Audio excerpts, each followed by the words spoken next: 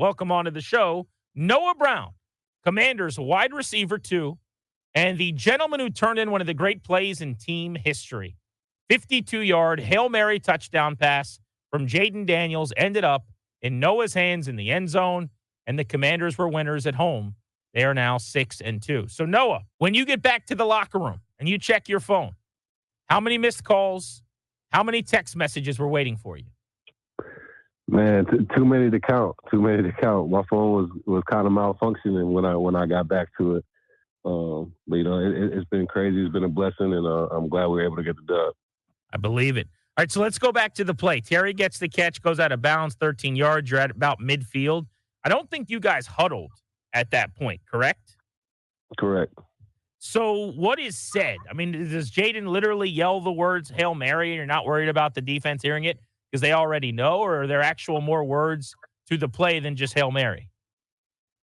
Yeah, well, the play before the Hail Mary, we were already lined up in Hail Mary formation, and Jaden told me and Terry to run out routes to try and steal a couple of yards. So we did that, and then got right back on the ball, and he just called, regular Hail Mary, which isn't too different for us because, most of our offense is no huddle anyway, so that's how the communication is. But, yeah, that's how it went. All right, so we've heard from Terry in the locker room that there's more to it than just playing 500 in your backyard, right? You guys have this diamond formation. You're the back man looking for the rebound. Is there one set Hail Mary play that you guys have, or are there multiples? Like, do you have to call that variation, or is that the one you guys use? No, I mean, there's multiple. Obviously, you hope you're not in a situation where you need to use multiple throughout a season, but we're definitely prepared for more than one option. Noah Brown of the Commanders joining us on Grant and Danny. All right, so you start running down the field. Do you notice as you're running that Tyreek Stevenson isn't paying attention and is looking in the crowd? No, actually, I was unaware of that until after the game. With the Hail Mary being such a long play, the ball snapped. I just put my head down and started sprinting to the end zone. With really no vision of what was in front of me until I got to about like the 10, 15, and I looked up and tried to get in position. But by that time, I think he was playing the play. But, I didn't notice. So you get down the field, you park, you turn around, and Jaden's still scrambling around. I mean, obviously you're looking up at the board, and there's other ways you can kind of tell what's going on. But are you surprised at all as you get down there and plant your feet and look back toward the line of scrimmage that Daniel's still holding the ball, kind of moving around? Yeah, no, definitely. I think, when you think about a Hail Mary play or how you install it, the normal timing of it, the ball is probably on the way already by the time you get into the end zone. So it was definitely a little bit off schedule, but that's the kind of quarterback we have that can extend plays like that and give us a shot at winning the game, and it paid off. When you get down there and now everybody's piled up, what's your coaching point? Box out and try and get the best position that you can. We have kind of like Terry explained, it's a diamond formation. One guy's responsible for jumping and trying to get his hands on the ball. The other three are responsible for, if he doesn't make the catch, getting the rebound. So, that's the position I happen to be in the back of the end zone. So, that's how that goes. So the ball lands in your hands. You had the most casual, nothing response ever. I mean, in the stadium, it's chaos. It's bedlam. People are going nuts. You just kind of acted like, I just found this thing. It's in my hands. I guess I'll walk to the back of the end zone. Why so calm? To be honest, just blur of the moment, really. I don't even think when I first caught it and scored, it fully registered what just happened until after Terry had jumped on me. Then you see I start jumping around. It was kind of just a surreal moment. Noah Brown on Grant and Danny here on The Fan. And then how about the chaos thereafter? What do you make of the way the crowd reacted and just really the scene at the stadium thereafter? I mean, that was 30-plus years of frustration for a lot of people. Plays like that not happening around here, all culminating in a moment that a lot of us will never forget. Yeah, I mean, that's the type of thing you dream about as a kid, to be a part of a moment like that.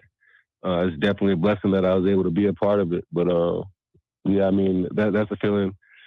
Just like the fans will never forget that, I'll never forget being in that stadium and pulling out a tough win with my brothers and being able to celebrate that with them is something I won't forget. Noah, that word, brotherhood, and you guys being together really is being thrown around a lot. And, fans have seen so many different teams and heard so many different, catchphrases or sort of themes from teams. This one really seems real. I don't have a better way to say it than that. You guys really do seem to be all pulling the rope in the same direction and together. How does that happen, and where does that come from? Yeah, I mean, it comes from the top down. The leadership we have in this program is amazing. From AP, DQ, and the leaders on the player leaders on the team. I've only been here since a couple of days before the first game, and I can say for sure the brotherhood is real. From the moment I walked in the door, I felt welcome and excited to come to work every day, and things get done at a higher level when everyone's excited to do it and everyone's invested, and that's definitely the case in our building. When you did get the call to come here, what did they tell you? What did they let you know, just in terms of what your role was going to be, how they envision using you, and why do you think that was such a good fit? Really not much was said about, what my role would be or anything like that. It all kind of happened pretty fast, on cut down day, at the end of training camp. But, just me knowing DQ from Dallas and, we're from the same part of New Jersey, basically, about 10 minutes apart. I know a lot about DQ and the type of leader he is and type of program that he wanted to run. So, I was excited to get over here and work with him. I love that you were in the Houston building last year, because there is this comparison people like to make between C.J. Stroud and Jaden Daniels, and the fact that Jaden seems unfazed and in year one is kind of turning everything around in the building like Stroud did last year. What comparisons do you see between those two players? What do they both possess that have allowed them to have the kind of early success that they have? Really, I mean, other than being two phenomenal quarterbacks, I don't think there's too much comparison. They really truly are their own person. And the most impressive part about both of them is their leadership, but they lead in different ways. But the way that Jaden is fully prepared for the game plan, knows what looks he's looking for, and when it's time to execute, in the bright lights, he's unfazed and he follows through. So, I've been blessed to play with two great rookie quarterbacks in my last 2 years. No, I'd imagine one of the difficult things about being a receiver with a quarterback like Jaden Daniels, I, of course, couldn't imagine doing any of it. I'm very slow and unathletic. But if it was, like you guys, knowing when to stop running the route because he's expanding the play or kind of staying alive and turn to blocking, like instinctively, how do you sort of figure out when to do that if you're kind of mid-play, running around trying to get open? When do you convert then to putting the hands on somebody? Really, I mean, with Jaden, I know he gets a lot of credit for the runner that he is, but he's definitely running the throw first. Totally. With him, I don't really turn and start blocking until he passes the line of scrimmage, until he no longer can throw the ball, because I know until that very last moment he's trying to. So, just trying to work to get open to that moment, and then if he turns upfield, fine work after that. When you leave Houston, a team that won a division last year and is a Super Bowl contender this year, and you're for a couple of days waiting on that call, and then you come to this locker room, how quickly did you realize this team was pretty good? And are you surprised that they're 6-2 good? When I got here, I recognized the brotherhood pretty fast, and it starts from meetings early in the morning.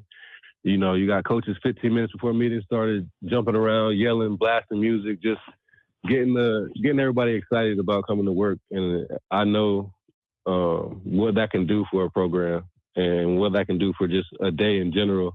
And you stack good days, and before you turn around, you've improved a lot. So I'm definitely not surprised by where we're at right now. Tell us about Cliff Kingsbury's offense and the fit and kind of the ideas and schemes as you're kind of going each week with game plans, as it looks like he's putting on a masterclass at this point of getting guys open, and the running games have been outstanding. Yeah, no, Cliff's been amazing. His offense is very simple for the players. It allows you to go out there and play fast. There's not a lot of, mandating that you must do this, must do that. It's all based on timing, get to this spot at a certain time, and that allows players to be themselves and to, do the things that they've done to get them to this point without worry. And I think that's a big thing with Cliff, is just playing fast and without worry. Commanders wide receiver Noah Brown turned in one of the great plays in the team's history, the first ever walk-off final play on regulation win for a really proud organization with 3 Super Bowl titles, joining us here on G&D. Before we let you go, a couple of things just to get to know you a little better, let the audience get to know you a little better off the field. What are your interests, your main hobbies, things you care about away from football? I say away from football, I'm big into fashion, love food, very greedy off the field, and video games. Those are 3 things that I do pretty consistently off the field. What games are you playing right now? Madden 2K, new Call of Duty just came out, so hopefully I'll get some time to play that. But those are the things I like to do. That's what I was going to ask you about. Are you a headset on? Some poor strange kid thinks he's walking in with a good set of competition, and you let him know. Like, are you a little bit nasty, talking trash? Oh yeah, I'm a competitor now, so I'm trying to win, and I'm gonna let you know about it when I do win. So it's a lot of fun. So let's say because you're into fashion, you got to give us then the best and worst dresser on the team. When they try to dress up, who's the best? Who's the worst? Oh, that's tough. I'd say I'm pretty impressed with this. This is probably the best dressed team I've been on. I'll give best dress, excluding myself. I'll give it to Juice, Ben. I'll give it to Ben. Ooh, BSJ can dress a little bit. Okay. Yeah. I'll definitely give him that title. I'll keep my mouth shut on the worst. What does it rhyme with? I have no idea. I'll let y'all decide that. You don't want to throw anyone under the bus. You mentioned food. So what's your favorite cheat meal? Ooh, that's tough as well. I love Caribbean food. So oxtails, rice and peas, stuff like that. Is there, give me your ultimate feast? Like, you're going to sit down, death row style, one last meal. You can pick and choose whatever you want. What goes on that plate, or multiple plates? Yeah, probably just what I just said. Oxtails, rice and peas, a little mac and cheese. Yep. You can go collard greens or cabbage, either one. But that's the perfect plate to me. Well, hopefully you had a feast to celebrate after the Hail Mary completion, the 52-yard touchdown. It's a moment many of us will never forget. So cool, man. Thank you for it, and thanks for what has been a great start to the season. We're happy to have you here in D.C., Noah. Yes, sir. Appreciate you guys for having me on.